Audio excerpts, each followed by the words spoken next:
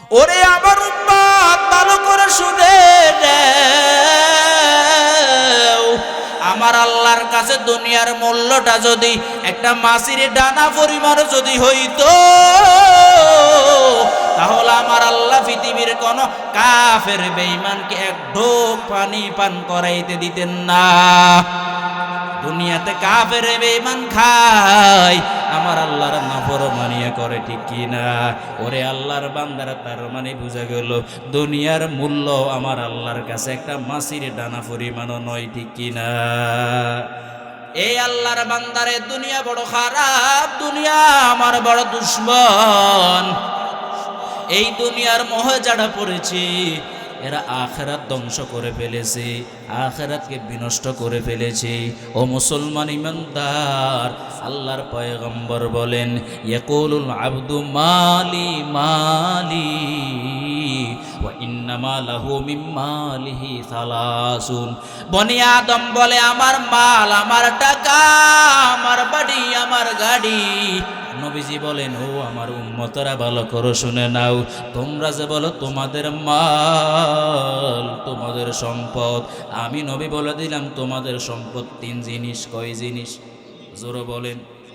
তিনটা হলো তোমাদের সম্পদ। সাহাবায়ে কেরাম বলেন, ও পয়গম্বর, কোন তিনটা জিনিস আমাদের সম্পদ? আল্লাহর পয়গম্বর বলেন, মা আকালা ফাআফনা আও লাবিসা ফাআবলা আও তাসাদ্দাকা ওয়াকতানা। আল্লাহর পয়গম্বর বলেন, যেটা তোমরা খেয়ে শেষ করে দিয়েছো এটা তোমার সম্পদ, এবং যেটা পরিধান করে পুরাতন করে ফেলেছো এটা তোমার সম্পদ, এবং যেটা তোমরা আল্লাহর রাহে, আল্লাহর রাস্তায় দান সদকা করে আল্লাহর কাছে জমা রেখেছো এটা তোমার সম্পদ। এর বাহিরে যত সম্পদ আছে, ওয়ামা সাওয়া যালিকা ফাযাহিবুন ওয়া তারাকাহু লিন্নাস। আল্লাহর পয়গম্বর বলেন, এই তিনটার বাহিরে যত সম্পত্তি তোমরা রেখেছো, এই সম্পত্তি তোমার জন্য নয়, বরং এটা অন্যের জন্য, ঠিক কিনা? আমি যেটা খাইলাম এটা আমার সম্পদ, ঠিক কিনা? এই যে আমি পরিধান করলাম জামা, আমার রুমাল, এটা আমার জন্য, এবং যেটা আমি আল্লাহর পথে ব্যয় করে গেলাম, মাদ্রাসায় দিয়ে গেলাম, জনকল্যাণমূলক কাজে ব্যয় করে গেলাম, এতিম অসহায়দের মাঝে বিলিয়ে দিলাম, এটাই হলো আমার সম্পদ। এর বাহিরে আমার আর কোনো সম্পদ নাই, ঠিক কিনা? বলেন, আপনারা যদি বুঝে থাকলে বলেন, এর বাহিরে আমার কোনো সম্পত্তি আসেনি? মারা গেলে আমার কোনো সম্পত্তি নাই। অনেক কোটিপতি কিয়ামতের ময়দানে আফসোস করবে, আফসোস করতে করতে তারা পেরেশানি হয়ে যাবে, কেন দুনিয়াতে আর একটু আল্লাহর পথে সম্পদ ব্যয় করি নাই। দুনিয়াতে অনেক কোটি টাকার মালিক ছিলাম, আমার ব্যাংক ব্যালেন্সে, আমার অ্যাকাউন্টে অনেক কোটি কোটি টাকা ছিল, টাকার পরিমাণ কি কতটুকু এটা আমি নিজেও জানতাম না। আফসোস করবে বাবা, কিন্তু কিয়ামতের ময়দান আফসোস কোনোদিন তাদের কাছেই আসবে না, ঠিক কিনা? এরে আল্লাহর বান্দারা, কোন সম্পত্তির জন্য পাগল হয়েছো? নবীজি বলেন, একটা মানুষ যখন মারা যায়, ইন্তেকালের পর কবর পর্যন্ত তিনটা জিনিস যায়। কয় জিনিস? মুসলমান বাবা, বাবার জন্য বলতেছি, একটু চিন্তা করেন কোন দুনিয়ার জন্য পাগল হয়ে গেলাম। নবীজি বলেন, কোন আল্লাহর বান্দা দুনিয়ার সফর শেষ করে যখন পরকালীন জীবনের সফর সূচনা করে, তিনটা জিনিস তার সাথে কবর পর্যন্ত যায়। বলেন কয় জিনিস? জোরে বলেন, কয় জিনিস? তিন জিনিস কবর পর্যন্ত যাবে। নবীজি বলেন, এক নাম্বার মাল যাবে। কি যাবে? মাল যাবে। দ্বিতীয় নাম্বার আহাল যাবে। কি যাবে? তৃতীয় নাম্বার আমাল যাবে। কয় জিনিস? মাল যাবে, আহাল যাবে, আমাল যাবে।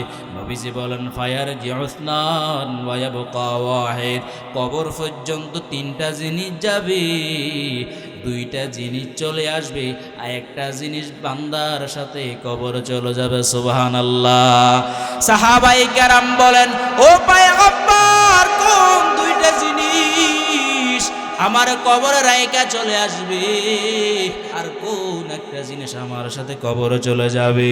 ও মুসলমান, ভালো করে বুঝবেন, নবীজি বলেন তোমার সন্তান, তোমার সম্পদ তোমারে মাটির নিচে চাপা দিয়ে চলে আসবে, কিন্তু কবরে তোমার সম্পদও যাবে না, তোমার সন্তানও যাবে না। একটা জিনিস তোমার সাথে কবরও যাবে, সেটা হলো ওই চর এলাহি মাদ্রাসার মাহফিলে বসে যে সুবহানাল্লাহ আলহামদুলিল্লাহ আওয়াজ দিলা, মাদ্রাসার জন্য দান খায়রাত করে গেলা, নেকি অর্জন করলা, ওই আমল তোমার কবর তোমার সঙ্গী হবে। কিন্তু তোমার এর বাইরে যত সম্পদ আছে, সন্তান আছে, ওই সম্পদ এবং সন্তান তোমার কবরের সঙ্গী হবে না, ঠিক কিনা? निगाह मोमिन से तो बदल जाती है तकदीर, निगाह मोमिन से तो बदल जाती है तकदीर, ये बंद की कुव्वत नहीं कुदरत का इशारा, ये बंदा की कुव्वत नहीं कुदरत का इशारा। ऐ मर्द खरद तर्क मासी की जरूरत, ऐ मर्द खरद तर्क मासी की जरूरत, अब सोहबत साले की सवा कोई नहीं चारा, अब सोहबत सालेह की सवा कोई नहीं चारा। मरदूद है फीचे हमें खबर नहीं लेकिन, मरदूद है पीछे हमें खबर नहीं लेकिन, एक वक़्त में हालाक जो आमाल है चारा, एक वक़्त में हालाक जो आमाल है चारा। দুনিয়ার সম্পদ তোমাদেরকে অমনোযোগী করে রেখেছে কিসের ব্যাপারে? বরং পরকালীন জীবনের ব্যাপারে। তোমাদেরকে এই দুনিয়ার সম্পদ, দুনিয়ার সন্তান তোমাদেরকে অমনোযোগী গাফেল করে রেখেছে। মুফাসসিরিন কেরাম বলেন, দুনিয়াতে মানুষ দুই ধরনের মালের ফিতনার ভিতরে পড়ে যায়, দুইটা জিনিসের ফিতনার ভিতরে পড়ে যায়। এক নাম্বার ফিতনার বস্তু মাল, দ্বিতীয় নাম্বার ফিতনার বস্তু হলো আওলাদ, ছেলে সন্তান, পরিবার পরিজন, ঠিক কিনা? আমি যদি একজন প্রবাসী ভাইকে প্রশ্ন করি, ও প্রবাসী ভাই তুমি বিদেশে কেন যাইলা? ওই প্রবাসী ভাই বলবে, আমি নিজের জন্য যাই নাই, আমি আমার সন্তানকে প্রতিষ্ঠিত করার জন্য বিদেশে পাড়ি জমাইলাম, আমি আমার পরিবারকে সুখে রাখার জন্য বিদেশে পাড়ি জমাইলাম, আমি আমার পরিবারের জন্য সুন্দর একটা ঘর প্রতিষ্ঠিত করার জন্য, নির্মাণ করার জন্য বিদেশে আসলাম। তার মানে বোঝা গেল সে দুনিয়াতে যত কিছু করে, কিছু নিজের জন্য করে না, সব করে অন্যের জন্য, ঠিক কিনা? हकीकत से तो दुनिया बेखबर है, दुनिया की नुमाइश पर नजर है, नमी गोयम ये अज दुनिया जुदा बाश, बहर हाले तू ही मेरा निगाहदार, जिससे दुनिया از خدا غافل بودن، قماش نقره فر زنده زم آب در کشتی هلاکی کشتی است، آب اندر زیر کشتی پشتی است। আল্লাহ তাআলা বলেন, আল মাল ওয়াল বানুন জিনাতুল হায়াতিদ দুনিয়া। ও আমার বান্দা বান্দিরা, ভালো করে শুনে নাও, দুনিয়ার মাল সম্পদ এগুলো দুনিয়ার জীবনের শৌখিন সৌন্দর্য, কিন্তু বাবা আপনি আমি দুনিয়ার জীবন শেষ করে যখন কবরে চলে যাব, আমার সাথে আমার মালও কবরে যাবে না, আমার আদরের সন্তানও কবরে যাব না, ঠিক কিনা?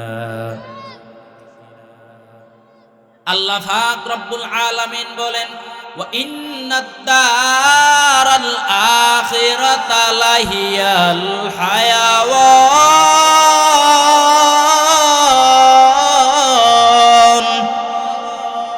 আল্লাহ তাআলা বলেন, গোলাম তুমি তোমার দুনিয়ার জীবনকে আসল জীবন মনে করেছো, কিন্তু ও বান্দা বান্দিরা, দুনিয়ার জীবন আসল প্রকৃত জীবন নয়, আসল প্রকৃত স্থায়ী জীবন হলো পরকালীন জীবন, ঠিক কিনা? আমার আপনার আখিরাত হলো আমার পর স্থায়ী জীবন। এখন আপনি বলতে পারেন, হুজুর কেমন স্থায়ী?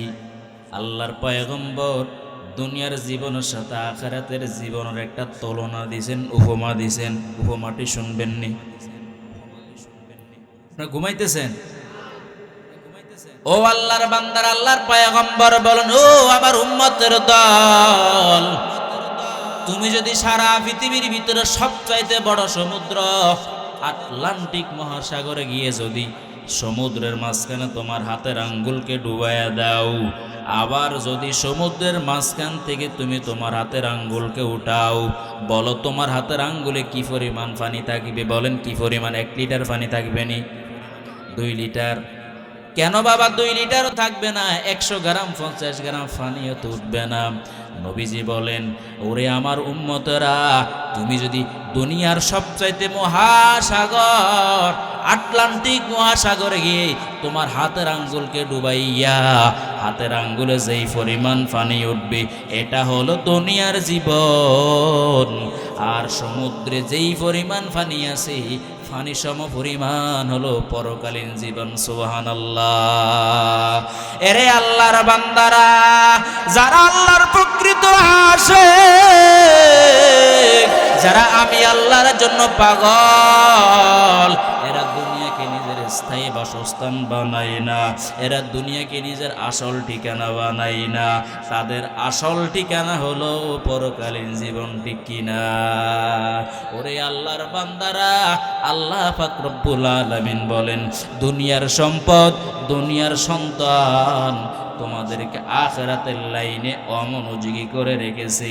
আল্লাহ তাআলা বলেন, তোমাদের এই দুনিয়ার লোভ লালসা শেষ হবে না, তবে ওই দিন শেষ হবে হাত্তা যুরতুমুল মাকাবির, যেই দিন তোমরা কবরে চলে যাবে, সেদিন তোমাদের দুনিয়ার লোভও শেষ হয়ে যাবে, ঠিক কিনা? আল্লাহর পয়গম্বর বলেন, লাউ কানা লিবনে আদম ওয়াদিয়াম মিন যাহাবিন আহাব্বা আন ইয়াকুনা লাহু ওয়াদিয়ান ওয়ালাই ইয়ামলা আফাহু ইল্লা তুরাব। নবীজি বলেন, ও দুনিয়ার মানুষ, বনি আদমকে যদি একটা স্বর্ণের ময়দান দেওয়া হয়, একটা উপত্যকা, একটা মাঠ পরিমাণ যদি স্বর্ণ ভর্তি করে দেওয়া হয়, নবীজি বলেন, ওই আল্লাহর বান্দা আবার আশা করবে আমার যেন 2টা মাঠ ভর্তি স্বর্ণ দেওয়া হয়। কি ভর্তি? একটা মাঠ ভর্তি স্বর্ণ দেওয়া হলে সে আশা করবে যেন আরেকটা মাঠ ভর্তি কি হয়? লোভ। লোভ এটা কি? নবীজি বলেন, তার এই লোভ, দুনিয়ার লোভ শেষ হবে না। ওয়ালাই ইয়ামলা আফাহু, নবীজি বলেন, এই যে দুনিয়ার লোভ লালসা স্বর্ণ অলংকারের প্রতি, এই লোভ শেষ হবে না। কোন দিন তার এই লোভ শেষ হবে? নবীজি বলেন, ইল্লা তুরাব, অর্থাৎ যেদিন তুমি কবরের বাসিন্দা হয়ে যাইবা, সেদিন তুমি তোমার দুনিয়ার সব লোভ লালসা বন্ধ হয়ে যাবে, ঠিক কিনা? আমার আপনার ডানে বামে কত লোভী বান্দা ছিল, আজকে অনেক লোভী বান্দা আমাদের আসে নাই, টাকার জন্য পাগল, সম্পদের জন্য পাগল ছিল, ক্ষমতার জন্য পাগল ছিল। কিন্তু ওই সম্পদশালী ব্যক্তি, ক্ষমতাশীল ব্যক্তি আজকে দুনিয়াতে নাই, অন্ধকার কবরের বাসিন্দা হয়ে গেছে। এই যে আপনাদের চর এলাহি কবরস্থান তালাশ করেন, অনেক কোটিপতির কবরস্থান আছে কি নাই? সেও কবরে দাফন হয়ে গেছে, তার লোভ লালসাও দাফন হয়ে গেছে, ঠিক কিনা? ওরে আল্লাহর বান্দারা, এই দুনিয়ার মোহ আমাদেরকে শেষ করে দিয়েছে, ধ্বংস করে দিয়েছে, অথচ দুনিয়ার মূল্য আমার আল্লাহর কাছে নাই, ঠিক কিনা? নবীজি বলেন, লাউ কানাতিদ দুনিয়া তা'দিলু ইনদাল্লাহি জানাহা বাউদা। ওরে আমার উম্মত, ভালো করে শুনে নাও, আমার আল্লাহর কাছে দুনিয়ার মূল্যটা যদি একটা মাছির ডানা পরিমাণ যদি হইতো, তাহলে আমার আল্লাহ পৃথিবীর কোন কাফের বেঈমানকে এক ঢোক পানি পান করাইতে দিতেন না। দুনিয়াতে কাফের বেঈমান খায়, আমার আল্লাহর নাফরমানিয়া করে, ঠিক কিনা? ওরে আল্লাহর বান্দারা, তার মানে বুঝা গেল দুনিয়ার মূল্য আমার আল্লাহর কাছে একটা মাছির ডানা পরিমাণও নয়, ঠিক কিনা? এই আল্লাহর বান্দারে, দুনিয়া বড় খারাপ, দুনিয়া আমার বড় দুশ্মন। এই দুনিয়ার মোহে যারা পড়েছে, এরা আখিরাত ধ্বংস করে ফেলেছে, আখিরাতকে বিনষ্ট করে ফেলেছে। ও মুসলমান ইমানদার, আল্লাহর পয়গম্বর বলেন, ইয়াকুলুল আবদু মালি মালি ওয়া ইন্নামা লাহু মিন মালিহি সালাসুন। বনি আদম বলে, আমার মাল, আমার টাকা, আমার বাড়ি, আমার গাড়ি। নবীজি বলেন, ও আমার উম্মতরা, ভালো করে শুনে নাও, তোমরা যে বলো তোমাদের মাল, তোমাদের সম্পদ, আমি নবী বলে দিলাম তোমাদের সম্পদ তিন জিনিস। কয় জিনিস? জোরে বলেন। তিনটা হলো তোমাদের সম্পদ। সাহাবায়ে কেরাম বলেন, ও পয়গম্বর, কোন তিনটা জিনিস আমাদের সম্পদ? আল্লাহর পয়গম্বর বলেন, মা আকালা ফাআফনা আও লাবিসা ফাআবলা আও তাসাদ্দাকা ওয়াকতানা। আল্লাহর পয়গম্বর বলেন, যেটা তোমরা খেয়ে শেষ করে দিয়েছো এটা তোমার সম্পদ, এবং যেটা পরিধান করে পুরাতন করে ফেলেছো এটা তোমার সম্পদ, এবং যেটা তোমরা আল্লাহর রাহে, আল্লাহর রাস্তায় দান সদকা করে আল্লাহর কাছে জমা রেখেছো এটা তোমার সম্পদ। এর বাহিরে যত সম্পদ আছে, ওয়ামা সাওয়া যালিকা ফাযাহিবুন ওয়া তারাকাহু লিন্নাস। আল্লাহর পয়গম্বর বলেন, এই তিনটার বাহিরে যত সম্পত্তি তোমরা রেখেছো, এই সম্পত্তি তোমার জন্য নয়, বরং এটা অন্যের জন্য, ঠিক কিনা? আমি যেটা খাইলাম এটা আমার সম্পদ, ঠিক কিনা? এই যে আমি পরিধান করলাম জামা, আমার রুমাল, এটা আমার জন্য, এবং যেটা আমি আল্লাহর পথে ব্যয় করে গেলাম, মাদ্রাসায় দিয়ে গেলাম, জনকল্যাণমূলক কাজে ব্যয় করে গেলাম, এতিম অসহায়দের মাঝে বিলিয়ে দিলাম, এটাই হলো আমার সম্পদ। এর বাহিরে আমার আর কোনো সম্পদ নাই, ঠিক কিনা? বলেন, আপনারা যদি বুঝে থাকলে বলেন, এর বাহিরে আমার কোনো সম্পত্তি আসেনি?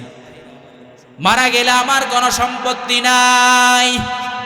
অনেক কোটিপতি কিয়ামতের ময়দানে আফসোস করবে, আফসোস করতে করতে তারা পেরেশানি হয়ে যাবে, কেন দুনিয়াতে আর একটু আল্লাহর পথে সম্পদ ব্যয় করি নাই। দুনিয়াতে অনেক কোটি টাকার মালিক ছিলাম, আমার ব্যাংক ব্যালেন্সে, আমার অ্যাকাউন্টে অনেক কোটি কোটি টাকা ছিল, টাকার পরিমাণ কি কতটুকু এটা আমি নিজেও জানতাম না। আফসোস করবে বাবা, কিন্তু কিয়ামতের ময়দান আফসোস কোনোদিন তাদের কাছেই আসবে না, ঠিক কিনা? এরে আল্লাহর বান্দারা, কোন সম্পত্তির জন্য পাগল হয়েছো? নবীজি বলেন, একটা মানুষ যখন মারা যায়, ইন্তেকালের পর কবর পর্যন্ত তিনটা জিনিস যায়। কয় জিনিস? মুসলমান বাবার জন্য বলতেছি, একটু চিন্তা করেন, কোন দুনিয়ার জন্য পাগল হয়ে গেলাম। নবীজি বলেন, কোন আল্লাহর বান্দা দুনিয়ার সফর শেষ করে যখন পরকালীন জীবনের সফর সূচনা করে, তিনটা জিনিস তার সাথে কবর পর্যন্ত যায়। বলেন কয় জিনিস? জোরে বলেন কয় জিনিস? তিন জিনিস কবর পর্যন্ত যাবে। নবীজি বলেন, এক নাম্বার মাল যাবে। কি যাবে? মাল যাবে। দ্বিতীয় নাম্বার আহাল যাবে। কি যাবে? তৃতীয় নাম্বার আমাল যাবে। কয় জিনিস? মাল যাবে, আহাল যাবে, আমাল যাবে।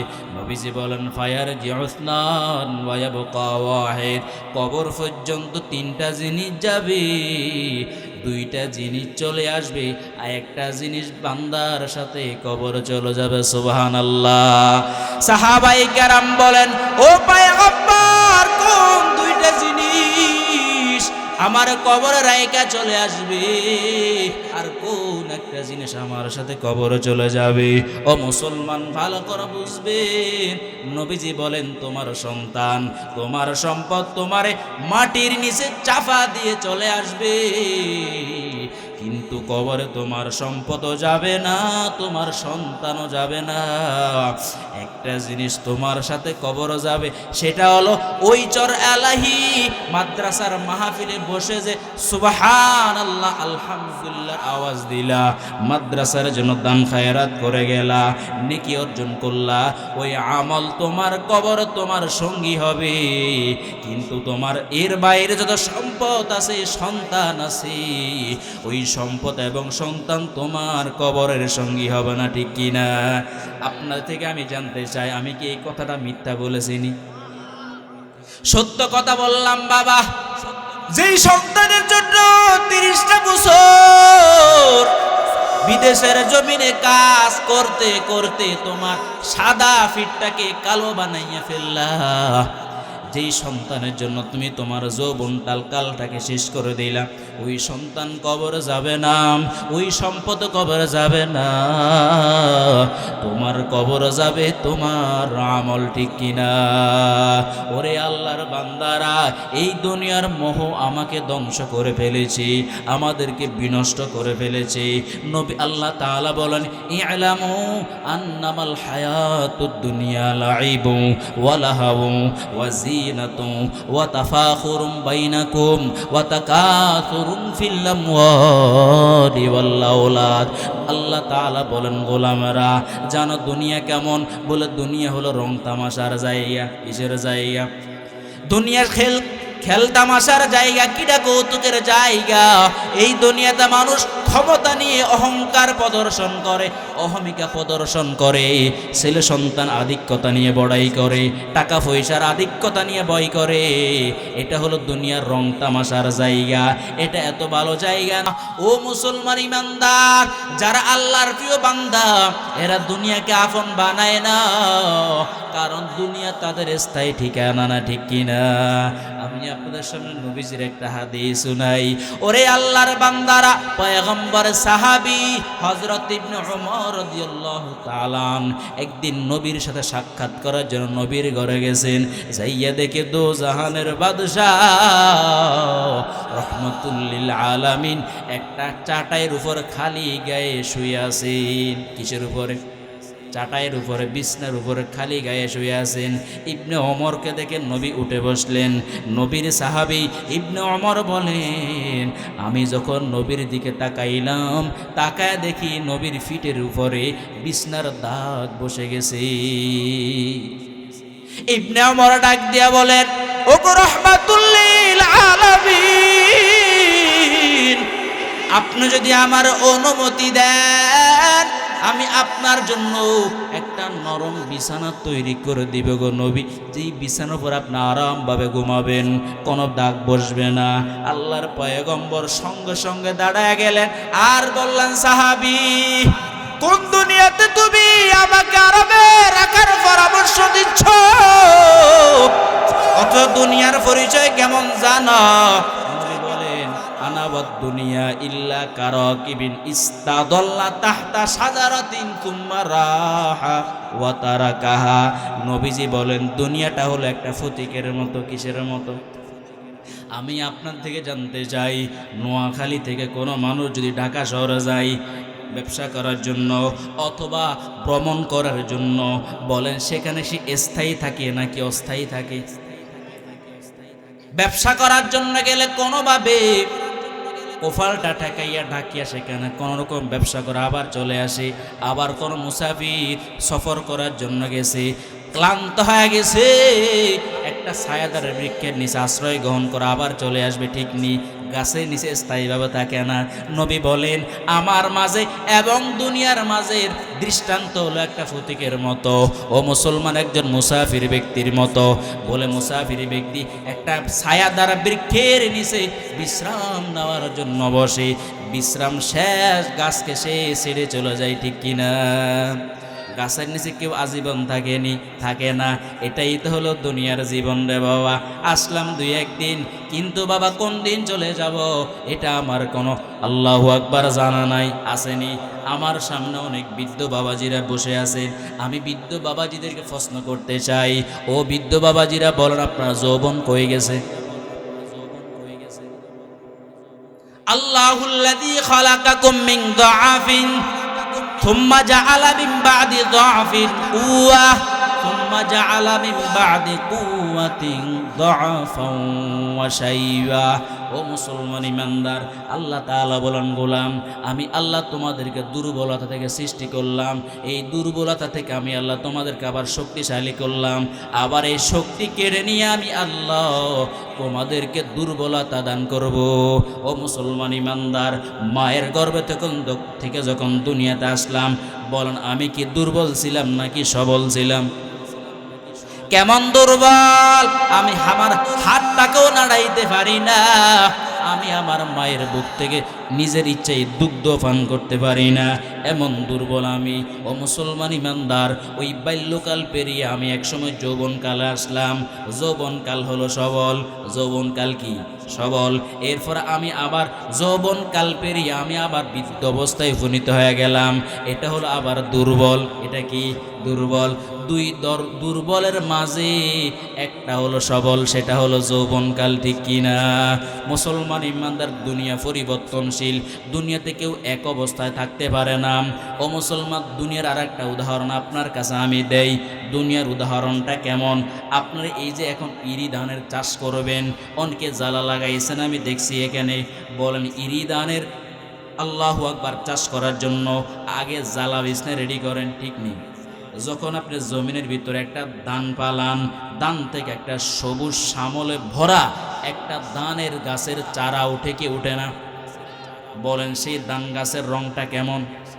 সবুজ। কি এখন প্রশ্ন হলো, এই ধান গাছের সজীবতা, এই সবুজ রংটা কি আজীবন থাকেনি? কই যা?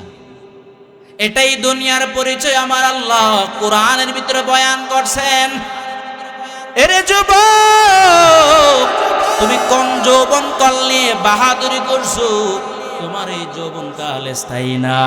ধান গাছের সজীবতা যেরকম স্থায়ী না, তোমার যৌবন স্থায়ী না। তোমার যৌবন ধ্বংস হয়ে যাবে, এই যৌবন ঠিক থাকবে না, ঠিক কিনা? ও মুসলমান ইমানদার, এই জন্য আল্লাহ তাআলা বলেন এই দুনিয়ার মোহে পড়ে তুমি আখিরাতকে নষ্ট করিও না, কারণ দুনিয়ার পিছনে যারা পড়বে আল্লাহ বলেন তাদেরকে দুনিয়া বুঝাইয়া দিব, কিন্তু আখিরাতে তাদের জন্য কোনো অংশ থাকবে না, ঠিক কিনা? আল্লাহর পয়গম্বর বলেন যারা দুনিয়াকে মুহাব্বত করবে, দুনিয়াকে ভালোবাসবে, আমার আল্লাহ তাদেরকে 3টা মুসিবত দিবেন। কয় মুসিবত? জোরে বলেন, কয় মুসিবত? আর যে ব্যক্তি দুনিয়াকে মুহাব্বত না করিয়া আখিরাতকে মুহাব্বত করবে, আল্লাহকে মুহাব্বত করবে, পরকালকে মুহাব্বত করবে, তাদেরকে 3টা পুরস্কার দিবেন। সুবহানাল্লাহ। কয় পুরস্কার? মান কানাতিদ দুনিয়া হাম্মাহু ফাররাকাল্লাহ। নবীজি বলেন যে ব্যক্তি দুনিয়াকে আপন বানাবে, দুনিয়াকে জীবনের মূল মাকসাদ বানায় নিবে, 1 নাম্বার আমার আল্লাহ তাদেরকে যেই মুসিবত দিবেন সেটা হলো দুনিয়ার সমস্ত কাজের ভিতরে আল্লাহ সংকট তৈরি করে দিবেন। কি তৈরি করে দিবেন? সংকট তৈরি করে দিবেন। আল্লাহু আকবার, কাজের ভিতরে মজা পাবে না, ব্যবসা করে শান্তি পাবে না, ফ্যামিলিতে শান্তি পাবে না। ও মুসলমান ইমানদার, টেনশনের ভিতরে তারা আল্লাহু আকবার জীবনটা শেষ হয়ে যাবে, ঠিক নেই? এরপরে নবীজি বলেন দ্বিতীয় নাম্বার, নবীজি বলেন জাআলা ফাকরাহু বাইনা আইনাইহি, যেই ব্যক্তি আখিরাতকে আপন না বানাইয়া দুনিয়াকে আপন বানাবে, আমার আল্লাহ তাকে ধনী বানাবে না, বরং তার চোখের সামনে তাকে গরিব বানায়া দিবে। কি বানায়া দিবে? গরিব বানায়া দিবে। তৃতীয় নাম্বার, ওয়ালাম ইয়াতিহি মিনাদ দুনিয়া ইল্লা মা কুতিবা লা, নবীজি বলেন যে দুনিয়ার জন্য তুমি পাগল হয়ে গেছো, ওই দুনিয়া তুমি পরিপূর্ণভাবে পাবে না, তবে ওই পরিমাণ পাবে যেই পরিমাণ তোমার তাকদীরে লিপিবদ্ধ আছে। তার মানে দুনিয়ার জন্য পাগল হলেও দুনিয়া কিন্তু পরিপূর্ণভাবে পাওয়া যায় না, ঠিক নেই? এটা হলো দুনিয়া। আর যেই ব্যক্তি আখিরাতকে আপন বানাবে, আখিরাতকে নিজের জীবনের মূল মাকসাদ বানাবে, নবীজি বলেন আল্লাহ তার তিনটা পুরস্কার দিবেন। কয় পুরস্কার? জামা আল্লাহু লাহু আমরাম, এক নাম্বার আমার আল্লাহ তার সমস্ত কাজকে সহজ করে দিবেন। জোরে বলেন সুবহানাল্লাহ, আর জোরে বলেন সুবহানাল্লাহ। ও মুসলমান, সুবহানাল্লাহ বললে কোনো লস আসেনি? বলুন সুবহানাল্লাহ, আলহামদুলিল্লাহ। সবাই জোরে বলেন আল্লাহু আকবার।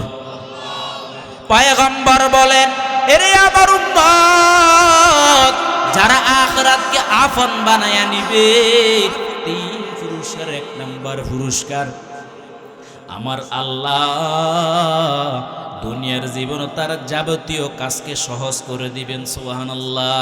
দ্বিতীয় নাম্বার পুরস্কার, ওয়াজআলা গিনাহু ফি কলবি, আমার আল্লাহ তার অন্তরটাকে ধনী বানাইয়া দিবেন। সুবহানাল্লাহ।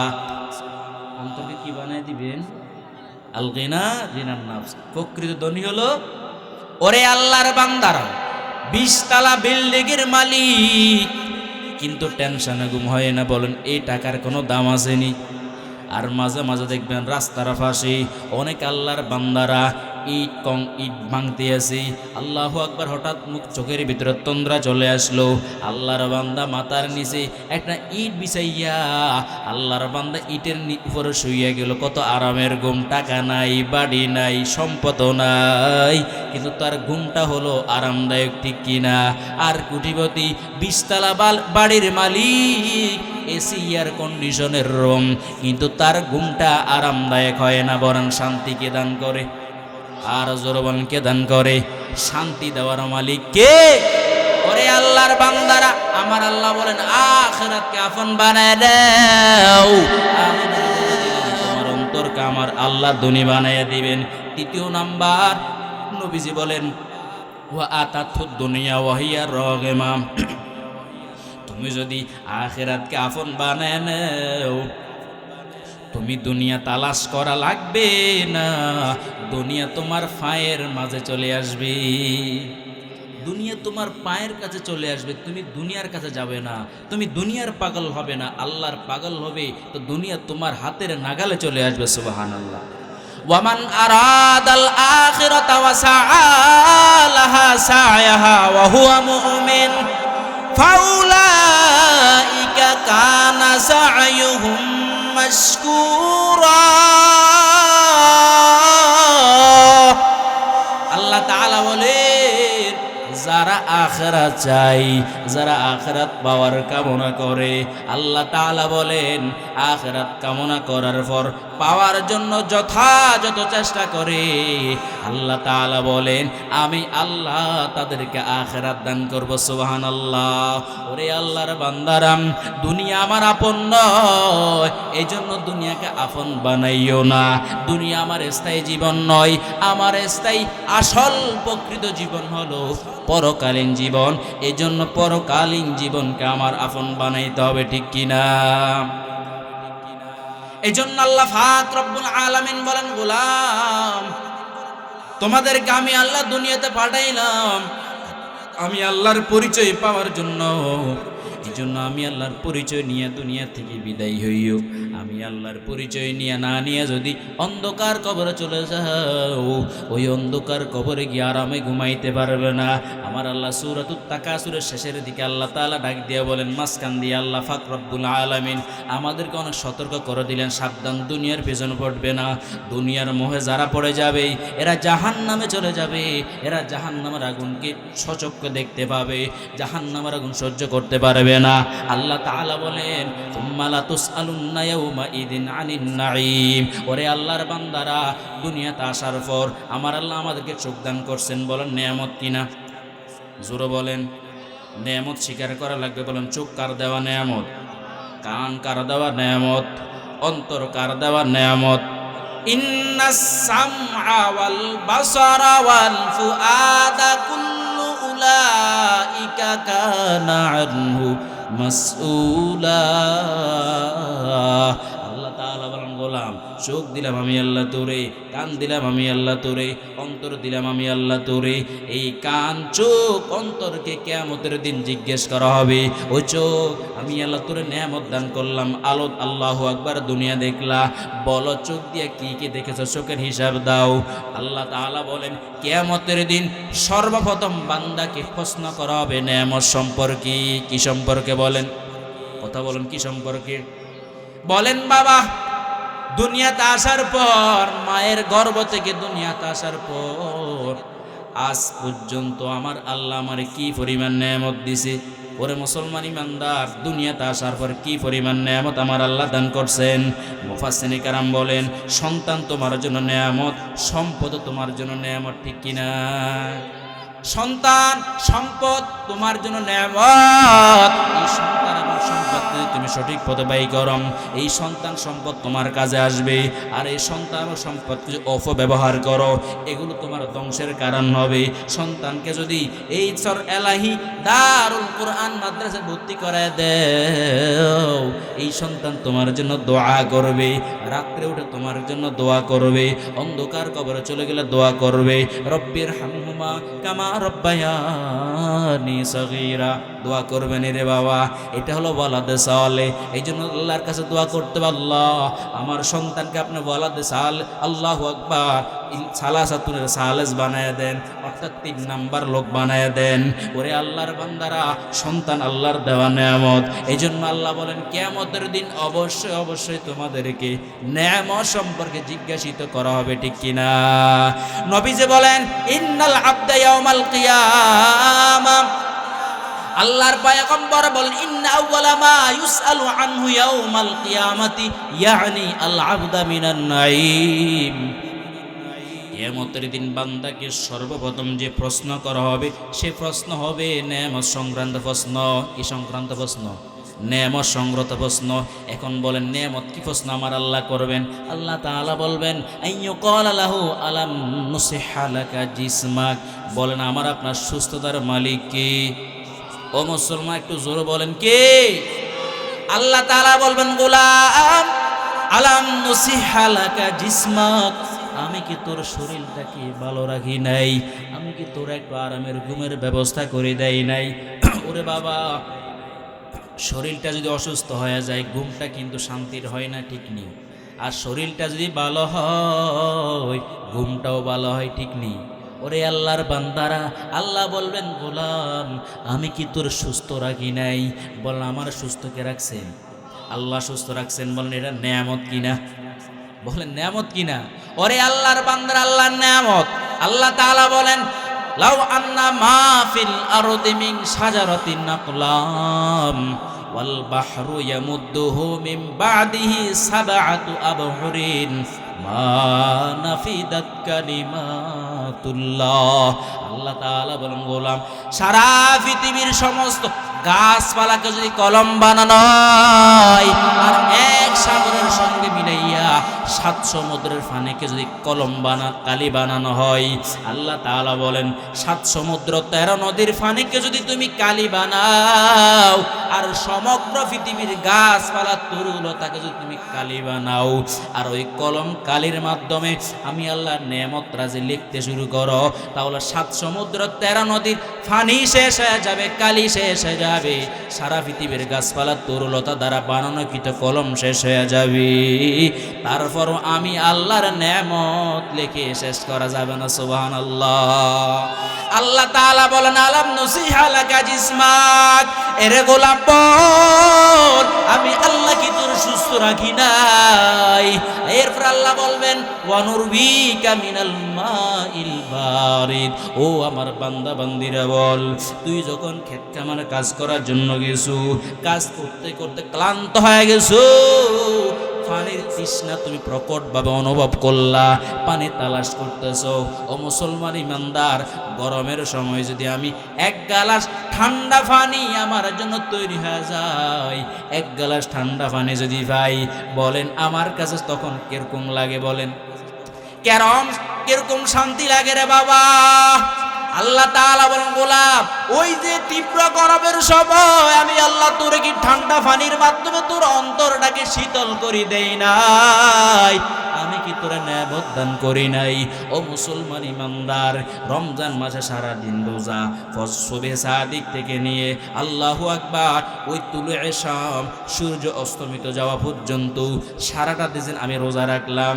ইফতারি সময়ে যখন বাবা 1 গ্লাস ঠান্ডা পানি আমি মুখের সামনে নেই, বলুন আমার কাছে তখন কেমন শান্তি লাগে। ওরে আল্লাহর বান্দারা, এই শান্তির কথা আমি কোনোদিন আপনাদেরকে ভাষায় প্রকাশ করতে পারবো না, ঠিক কিনা? আল্লাহ তাআলা বললাম গরমের সময় আমি কি তোর ঠান্ডা পানির মাধ্যমে অন্তরটাকে ঠান্ডা করি নাই? আমি তোর সুস্থ রাখি নাই? ও মুসলমান ইমানদার, বলেন এই যে আমার আল্লাহ নেয়ামত দিছে, এই নেয়ামতের শুকরিয়া আদায় করার দরকার আছে কি নাই? শুকরিয়া আদায় করলে নেয়ামত আমার আল্লাহ আরো বাড়ায় দিবেন। ও মুসলমান ইমানদার, শুধু তাই নয়, আল্লাহ তাআলা বলেন, পৃথিবীর মানুষ ভালো করে শুনে নাও, নবীজি বলেন নিয়ামাতানে মাগবুনুন ফীহিমা কাসীরুম মিনান নাস আস-সিহহাতু ওয়াল ফারাগ। নবীজি বলেন 2টা নেয়ামত এমন আছে যেই 2টা নেয়ামতের ক্ষেত্রে পৃথিবীর মানুষ উদাসীন, অমনোযোগী। 1 নেয়ামত আস-সিহা, 2য় নেয়ামত ওয়াল ফারাগ। 1 নম্বর নেয়ামত হলো সুস্থতা। কি বলেন? সুস্থতা কার দেওয়া নেয়ামত? 2য় নাম্বার অবসরতা, অবসর টাইম, এটা কার দেওয়া নেয়ামত? ও আল্লাহর বান্দারা, অনেক বৃদ্ধ বাবাজিকে দেখি, অনেক যুবক ভাইকে দেখি দোকানে বসে আছে, সময় নষ্ট করে। জিজ্ঞেস করি ভাই তুমি দোকানে বসে আছো, কোনো কাজ কাম কি নাই? কি করো তুমি দোকানে বসে বসে? বলো সময় পাস করি। কি করি? ওরে আল্লাহর বান্দারা, এই যে অবসরতা, এই অবসরতা কার দেওয়া নেয়ামত? আল্লাহ চাইলে আমার ব্যস্ত রাখতে পারতেন কি পারতেন না? আল্লাহ আমার অবসর রাখছেন, আমার কাজ হলো এই অবসর সময়টাকে কাজে লাগানো, ঠিক কিনা? ওরে আল্লাহর বান্দারা, শুধু কি তাই? আল্লাহর পয়গম্বর বলেন ইগতারিম খামসান ক্বাবলা খামসিন শাবাবাকা ক্বাবলা সুকুমিক। আল্লাহ তাআলা বলেন, ও নবীজি বলেন, এরে আমার উম্মত, 5 জিনিস আসার আগে আগে 5টা জিনিসকে গনিমত মনে করো। বৃদ্ধ অবস্থায় উপনীত হওয়ার আগে যৌবন কালকে কাজে লাগাও, অসুস্থ হওয়ার আগে সুস্থটাকে কাজে লাগাও। ওয়াফারাগাকা ক্বাবলা শুগলিক, অবসর সময়টাকে, ব্যস্ত সময় আসার আগে আগে কাজে লাগাও, ঠিক কিনা? ওয়াহায়াতাকা ক্বাবলা মাউতিক, মৃত্যু আসার আগে আগে তুমি তোমার জীবনটাকে কাজে লাগাও। লাগাইবেন তো ইনশাআল্লাহ। ওরে মুসলমান ইমানদার, আল্লাহ তাআলা এই জন্য কোরআনুল কারীমের মধ্যে বারবার বলে দিয়েছেন ফাবি আইয়ালা রব্বিকুমা তুকাজ্জিবান। ওরে আমার বান্দা বান্দিরা, বল তোমরা আমি আল্লাহর কোন কোন নেয়ামতকে অস্বীকার করবা? বলেন অস্বীকার করার কোনো সুযোগ আসেনি? কোনো সুযোগ নাই রে বাবা। ওয়া ইন তাউদ্দু নি'মাতাল্লাহি লা তুহসুহা। জীবনে নেয়ামত গণনা শুরু করে দেন, আল্লাহ তাআলা বলেন জীবন শেষ হয়ে যাবে, সময় শেষ হয়ে যাবে, কিয়ামত হয়ে যাবে, তারপর আমি আল্লাহর দেওয়া নেয়ামত শেষ হবে না, ঠিক কিনা? ওরে আল্লাহর বান্দারা, এই জন্য আল্লাহর দেওয়া নেয়ামতকে কাজে লাগাইতে হবে, হবে কি হবে না? এরপর আসেন বাবা, আমার পেটে ক্ষুধা লেগে গেছে, এই ক্ষুধার্ত অবস্থায় যদি আমি খানা পাই, বলেন আমার এই খাবারটা নেয়ামত কিনা? নেয়ামত কিনা?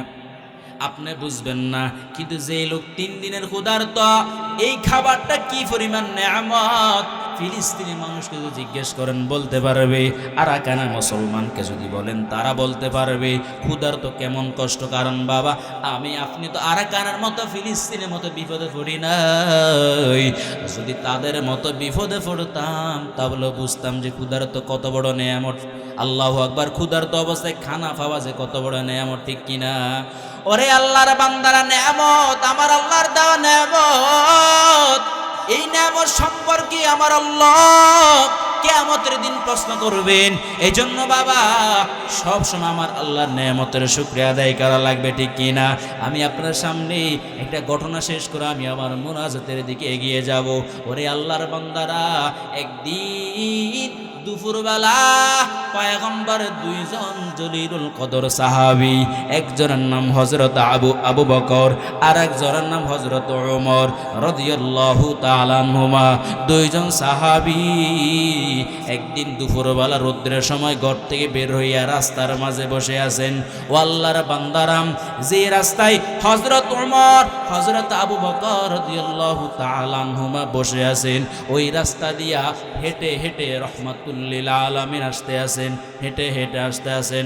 হঠাৎ নবী তাদের সাথে সাক্ষাৎ পাইয়া গেলেন, জিজ্ঞেস করলেন, ও আবু বকর, ও ওমর, কেন তোমরা এই রৌদ্রের সময় দুপুরের বেলা এখানে বসে আছো? এই দুপুরের বেলা স্বাভাবিক মানুষ ঘর থেকে বের হয় না, মানুষ আশ্রয় তালাশ করে, বাসা বাড়িতে অবস্থান করে, বিশ্রাম নেই, কেন তোমরা দুপুরবেলা এখানে রাস্তার মধ্যে বসে আছো? হযরত আবু বকরকে যখন প্রশ্ন করা হলো, আবু বকর কোনো উত্তর দেন নাই, সঙ্গে সঙ্গে কান্না আরম্ভ করে দিলেন।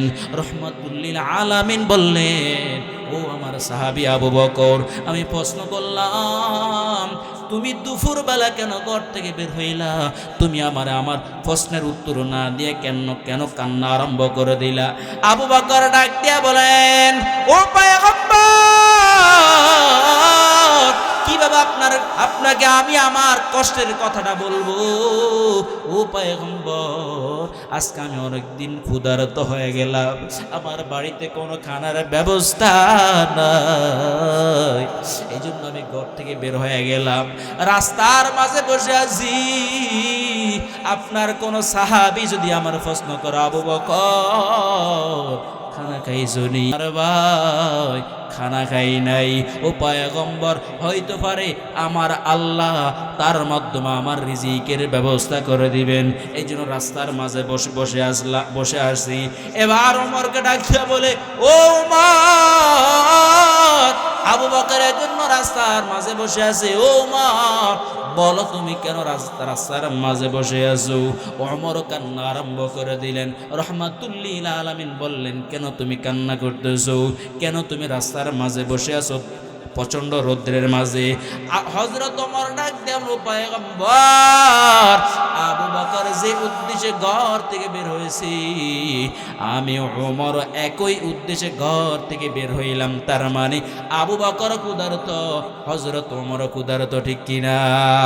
এবার সাহাবী 2 জন ডাক দিয়া বলে, ও গো মায়ার নবী আমার, আমরা 2 জন রৌদ্রের সময় দুপুর বেলায় ঘর থেকে বের হওয়ার কারণে আপনি আমাদেরকে প্রশ্ন করছেন কেন বের হইলাম। ও পয়গম্বর, এবার কষ্ট করে আপনি একটু উত্তর দিবেন নবী, আপনি কেন দুপুর থেকে ঘর থেকে বের হইলেন? রহমাতুল লিল আলামিন জবাব দেওয়ার আগে কান্না আরম্ভ করে দিলেন। আল্লাহর পয়গম্বর বলেন, এরে আবু বকর, ভালো করে শুনে নাও, তোমরা 2 ভাইজন যেরকম অনেক দিনের ক্ষুধার্ত, আমি নবীও আজকে অনেক দিনের ক্ষুধার্ত বলি আল্লাহু আকবার। ওরা মুসলমান ইমানদার, যেই নবীকে না বানাইলে আমার আল্লাহ আসমান জমিন বানাইতেন না, যেই নবীকে না বানাইলে আমি আপনার দুনিয়াতে আসতে পারতাম না। ওই নবী অনেক দিনের ক্ষুধারত, ক্ষুধার যন্ত্রণা সইতে না পারিয়া নবী ঘর থেকে বের হয়ে গেলেন। এবার পয়গম্বর ডাক দিয়ে বলল, ও আবু বকর, ও উমর, চলো দেখি আমার আনসারী সাহাবীর কোনো খেজুর বাগান পাওয়া যায় কি না। যদি কোনো আনসারী সাহাবীর খেজুর বাগান পায়, আমরা খেজুর বাগানে তার ঢুকিয়া তার থেকে অনুমতি নিয়ে কিছু খেজুর বক্ষণ করে আমাদের পেটের ক্ষুধাটা কিছু নিরসন করব। ও মুসলমান ইমানদার, এবার আল্লাহর পয়গম্বর নিকটতম একটা খেজুর বাগান, ওই খেজুর বাগানের মালিক হলো হযরত আবুল হাইসাম আল আনসারী রাদিয়াল্লাহু তাআলা।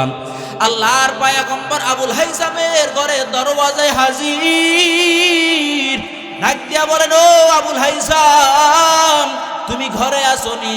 নবী তিনবার সালাম দিলেন। কয়বার? তিনবার সালাম দিলেন। ও মুসলমান, ভালো করে বুঝবেন, কারো বাড়িতে গেলে অনুমতি চাওয়ার পদ্ধতি হলো তিনবার সালাম দিতে হবে। কয়বার? তিনবার সালাম দিবেন। সালামের উত্তর যদি পায়, বুঝবেন আপনাকে ভিতরে ঢোকার অনুমতি দেওয়া হয়েছে। আর সালামের উত্তর যদি না পাওয়া যায়, বুঝবেন আপনাকে অনুমতি দেওয়া হয় নাই। ইয়া আইয়ুহাল্লাযীনা আমানু লা তাদখুলু গায়রা বুয়ুতিকুম হাত্তা তাস্তানিসু ওয়া তুসাল্লিমু আলা আহলিয়া। আল্লাহ বলেন, গোলাম, সালাম দিয়া সালাম না দিয়া কারো ঘরে প্রবেশ করিও না। সালাম নেওয়ার মাধ্যমে অনুমতি নাও, এরপরে ঘরে প্রবেশ করো, ঠিক কিনা? ওরে আল্লাহর বান্দারা, নবী তিনবার সালাম দিলেন, কোনো জবাব নাই। এবার রাহমাতুল লিল আলামিন আবুল হাইসামের ঘরের দরওয়াজা থেকে ফিরে চলে যাচ্ছেন। হঠাৎ পিছন থেকে নবীকে ডাক দিয়া বলল, রাহমাতুল লিল আলামিন, আপনি কই যান? আপনি কাকে তালাশ করতেছেন? বলে, আমি আমার সাহাবী আবুল হাইসাম আল আনসারীকে তালাশ করি, তিনি তো বাড়িতে নাই, কই গেছে? আমাদের জন্য মিষ্টি পানি ব্যবস্থার জন্য নিকটতম নলকূপে গেছে। বলে, তুমি কে? বলে, আমি আপনার সাহাবীর স্ত্রী।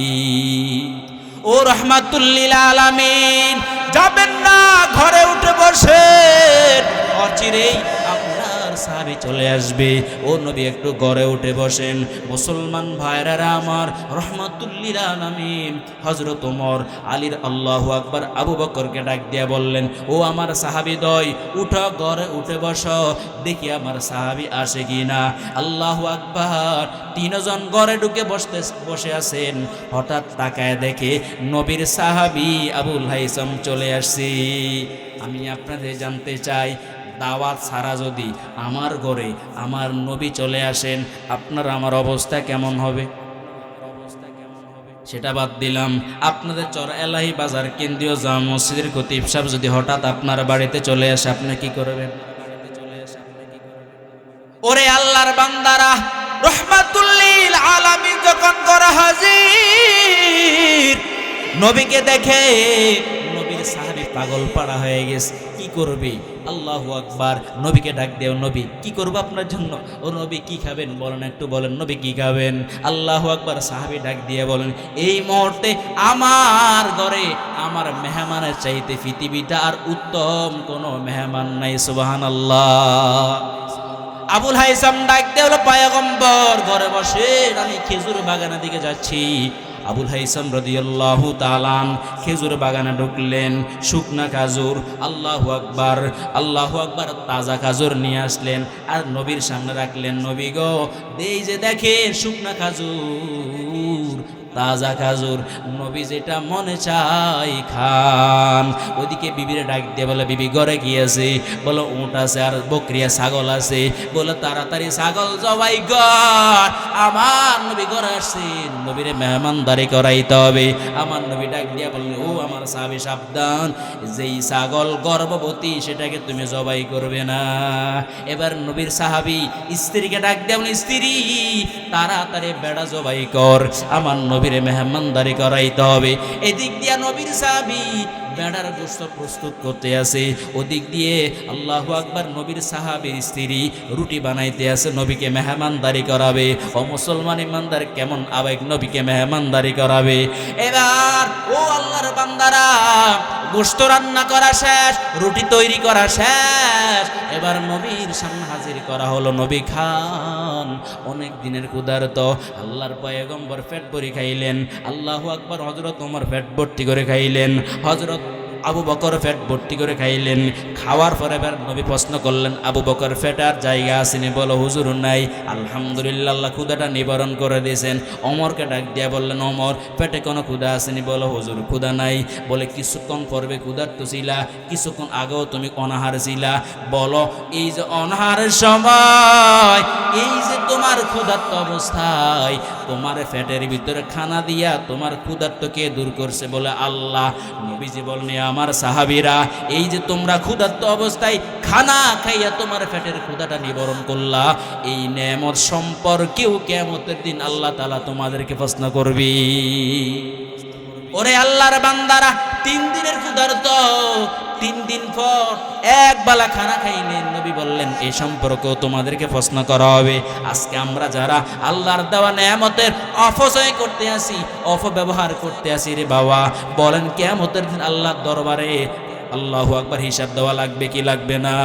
ও মুসলমান ইমানদার, এই জন্য বাবা, আমার সম্পদ আল্লাহর দেওয়া নেয়ামত, আমার সন্তান আমার আল্লাহর দেওয়া নেয়ামত, এই জন্য সন্তান এবং সম্পদের অপব্যবহার করা যাবে না। আমি শুরুতে বলেছিলাম বাবা, আমি যদি কবরে চলে যাই, আমার সাথে আমার সন্তানও কবরে যাবে না, আমার সাথে আমার বিবিও কবরে যাবে না, আমার সম্পদও কবরে যাবে না। শুরুতে বলেছিলাম আমার সাথে আমার কবরে যাবে আমার আমল, ঠিক কিনা? কি যাবে? আমার আমল কবরে যাবে। ও মুসলমান ইমানদার, কার জন্য বাড়ি রেখে যাচ্ছেন? কার জন্য সম্পদ রেখে যাচ্ছেন? আপনি মরে যাওয়ার পর আপনার এই সম্পদ আর বাড়ি গাড়ি নিয়ে সকলে কাড়াকাড়ি আরম্ভ করে দেবে, ঠিক কিনা? ও মুসলমান ইমানদার, এই জন্য বাড়ি গাড়ির জন্য পাগল হয়েও না, বাড়ি গাড়িকে আপন বানাইও না, পরকালকে আপন বানাও। দুনিয়া তো সুখী, পরকালও সুখী, ঠিক কিনা? পাগল মন আমার তুমি কারলা, গিয়া করলা রে সুখের ঘর। মন আমার তুমি কারলা, গিয়া করলা রে সুখের ঘর। উপর তালাই বাতি জ্বলে, উপর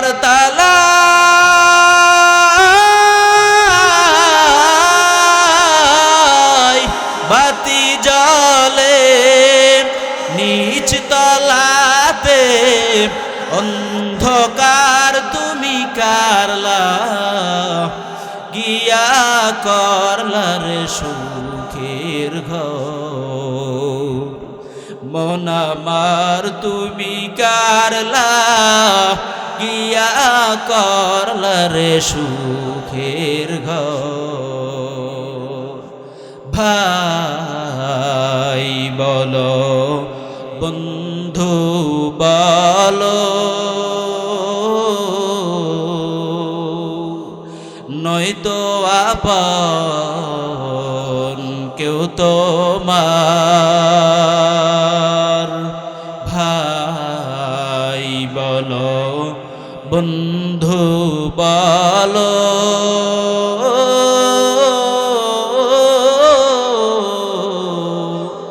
নয়তো আপন কেউ তোমার। 2-4টা দিন কেঁদে কেহ,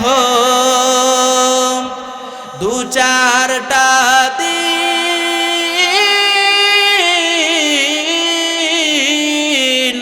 কেঁদে কেহ, আর নিবে নাম খোঁজ খবর তুমি কারলা, গিয়া করলা রে সুখের ঘর। মন আমার তুমি কারলা গিয়া করলার সুখের ঘর দুদিনেরি রং তামাশা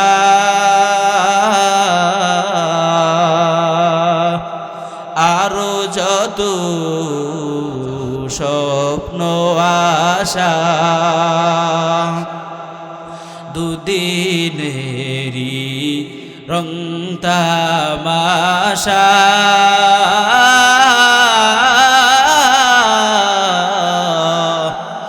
আরো যত স্বপ্ন আশা সব আয়োজন বৃথা যাবে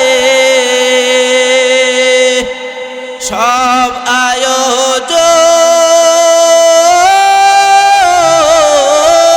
আয়োজন বৃথা যাবে শেষ ঠিকানা মাটির ঘর তুমি কারলা গিয়া করলার সুখের ঘর মন আমার তুমি কারলা গিয়া করলার সুখের ঘর পাগল মন আমার তুমি কারলা গিয়া করলার সুখের ঘর পাগল মন আমার তুমি কারলা গিয়া করলার বা